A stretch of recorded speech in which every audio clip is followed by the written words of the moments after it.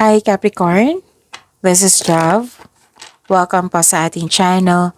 At ito ang inyong daily gabay tarot reading for May 5, 2025. Kung naka-resonate kayo, comment down. Kung hindi kayo naka-resonate, ibigay niyo po sa iba kasi general reading po ito. This is for you Capricorn.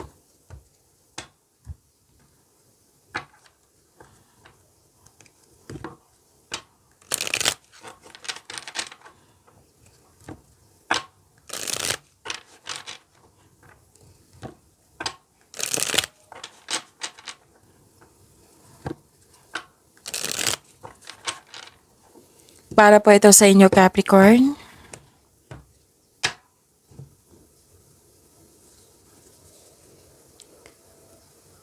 Maraming salamat po sa inyong patuloy na suporta at maraming salamat din po sa mga hindi nag-skip ng ads.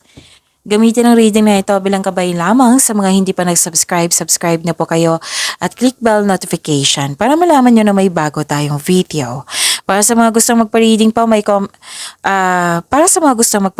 comment po kayo ng personal reading. Again, comment po kayo ng personal reading at i-check ang aking reply sa comment section.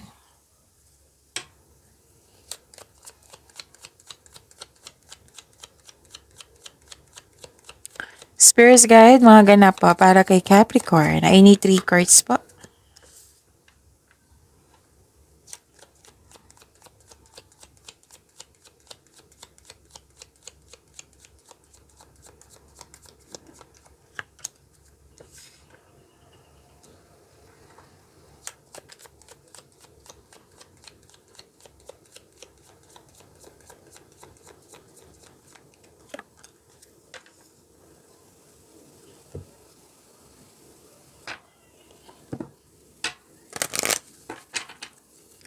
Spirits Guide, Angels, Archangels, Guardian Angels, message pa para kay Capricorn.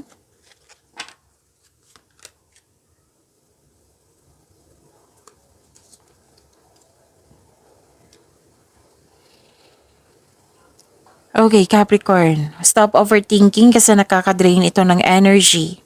May nakita kasi akong hesitation dito, doubt, anxiety, stress, fear, or yun nga, nag-overthink kayo. So, you should stop kasi nakaka-drain ito ng energy. May offer dito. May nakita kong proposal. Pwedeng proposal to sa buhay pag-ibig, engagement, kasal, ikakasal, or may nag-uusap regarding sa marriage contract. At may nakita rin ako ditong kakapasok lang sa relasyon. At pwede din kakabati lang. Pwede din sa career and money to na may signing of contract or nagkasundo kayo, may deal po na nangyari, promises, commitment. May malalaman kayo sikreto at pwede nag-self-study din kayo ngayon. Nagsaliksik kayo sa libro or sa internet para may makuhang learnings and clarity. Message from Lady Gaia, your challenges are lessons. You are loved and welcome on earth. And sabi po ni Archangel Mary, open your heart with compassion and fold others in love.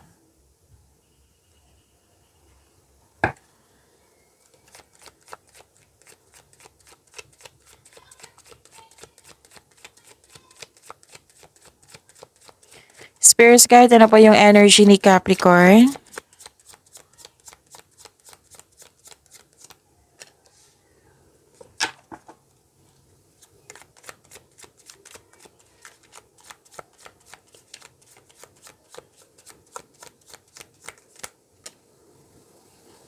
Kung may nakita kayo or may nakita kayo or may narinig kayo repeating message, like for example, nanood kayo ngayon ng May 4 and May 5 video reading nyo, tapos may napansin kayo ng repeating message, yan po yung pinupush ng cards na kailangan nyo bigyan ng atensyon, solusyon at aksyon, kung maaari po. So, ano yung energy ni Capricorn?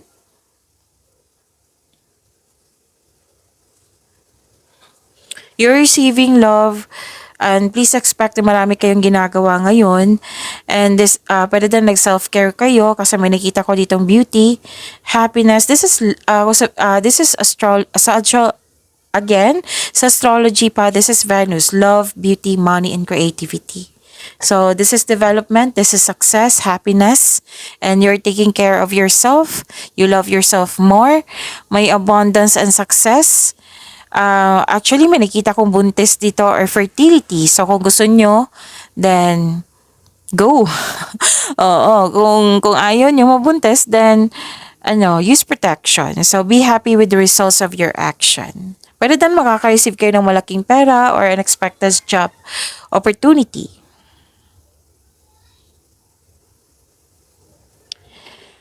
At may nakita ko dito, okay, so this is good, Capricorn, kasi sabi mo dito na mag-stop ka na mag-overthink, kinakaya nyo yung sitwasyon. Actually, lumabas to kahapon, kung hindi ako nagkakamali, yung overthinking.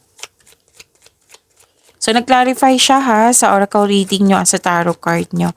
Nag-stop kayo ng overthinking. This is good. Career and money po ni Capricorn.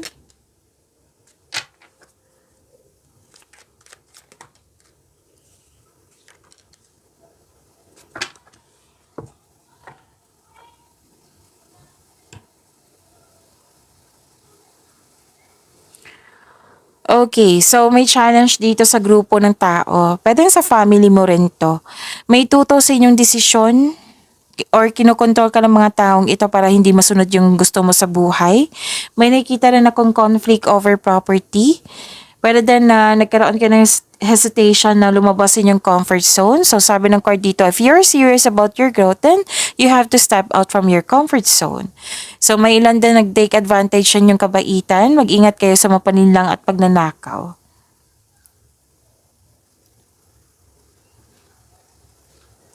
At yun, yung concern nyo na hindi marunong magbigay halaga, andito po. May selos, inggit, may concern kayo sa materialistic na tao or sobra sa trabaho. So instead na magalit kayo, kausapin nyo po ito.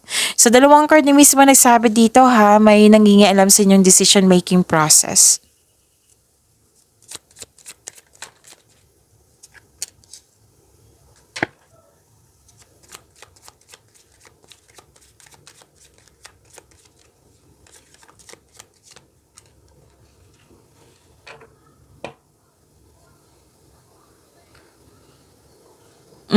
This is generosity and sharing of resources.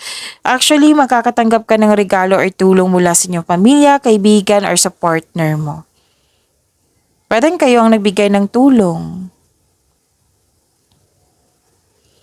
At may nakita rin ako ditong, okay, ito yung nakita ko na conflict. Oo, kanina. So, may ganap na conflict dito. So, kailangan nyo mag-usap. This card tells you to speak up for your needs and be willing to hear your partner's side also. Kahit hindi yung partner, pwedeng kaibigan or kasamahan mo dyan. So, may kinakaharap kayong challenges pero huwag kayong mag-alala, ma-overcome nyo po ito. Okay? So, sa mga single din to, sabi dito, huwag kayong matakot sa difficulties in love. Put a clear intention. Pagyamanin niyo po yung blessings na binigay sa inyo, Capricorn. See you tomorrow. Maraming salamat po.